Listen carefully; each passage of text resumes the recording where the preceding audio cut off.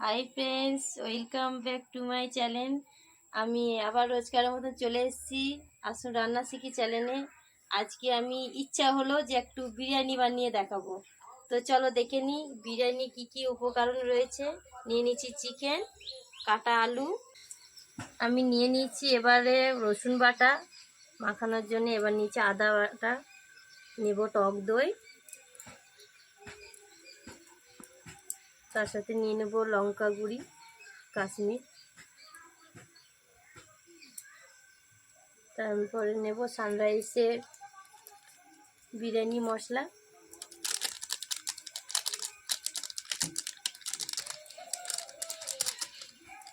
পরে নিয়ে নেব হলুদের গুঁড়ি, পরিমাণ মতো নুন, আপনারা স্বাদ মতো নুন নিয়ে নেবেন, আর নিয়ে নেব সর্ষের তেল পরিমাণ মতো।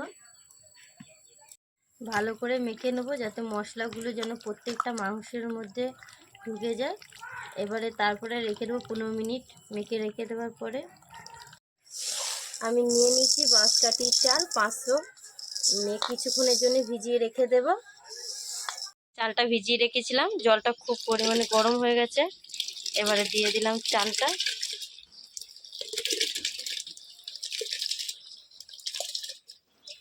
চালটা দিয়ে দেওয়ার পরে এবার দেবো লবণ পরিমাণ মতন, মানে নুন, তারপরে দিয়ে দেবো গোটা গরম মশলা, তার সাথে আছে এলাচ, দারচিনি, লবঙ্গ, আর দেবো তেজপাতা। তার মধ্যে আবার দিয়ে দেবো সাদা তেল,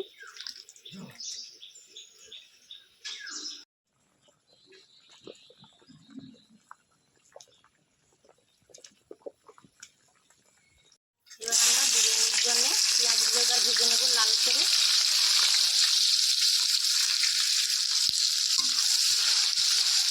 এটা একদম পেঁয়াজটা একদম কড়কড়ি করে ভাজা হবে।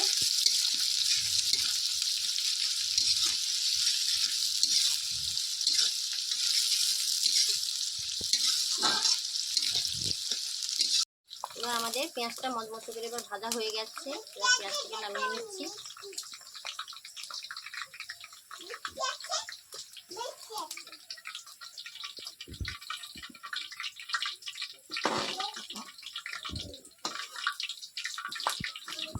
এবার আমি চিকেনটা রান্না করব। এর মধ্যে দিয়ে দিচ্ছি গোটা গরম মশলা, এখানে পেঁয়াজ কুচনো রয়েছে,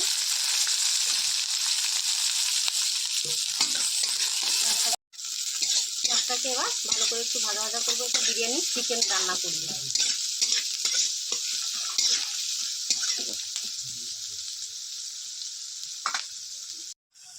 মশলা মাখানো ওই চিকেনগুলো এবার দিয়ে দেবো।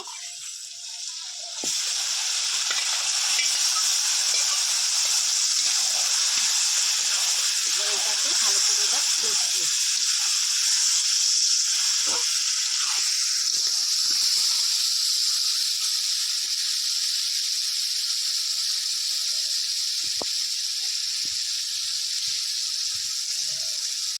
চিকেনটা হতে আধ ঘন্টা সময় লাগবে।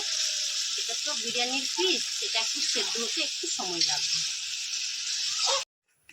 আমাদের বিরিয়ানির জন্য এই চিকেনটা রান্না এবার হয়ে গেছে। আমি এবার হাঁড়ি নিয়ে নিয়েছি, হাঁড়িটার মধ্যে এবার ঘিটা মাখিয়ে দেব।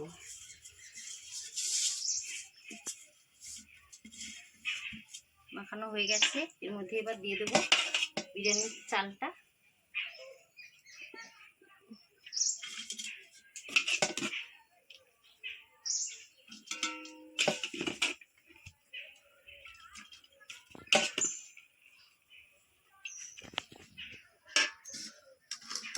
এটার মধ্যে এবার দিয়ে দেবো, এখানে রয়েছে ডিম সেদ্ধ, আলু,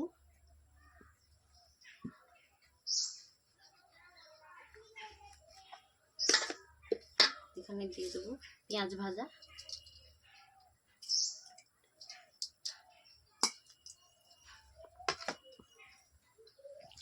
এখানে রয়েছে চিকেন। এবার চিকেনটাকে ভালো করে এটা সাজিয়ে দেবো।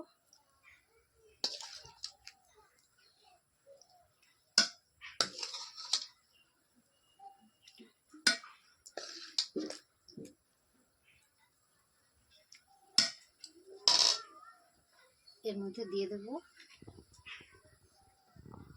কেওড়া জল,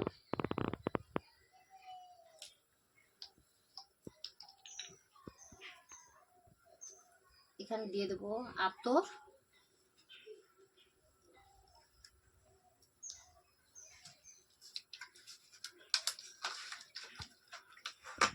এবার দিয়ে দেবো গোলাপ জল।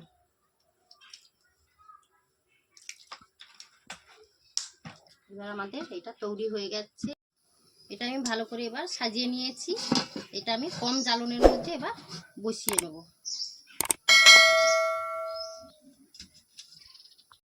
এবার আমাদের বিরিয়ানি রান্না হয়ে গেছে।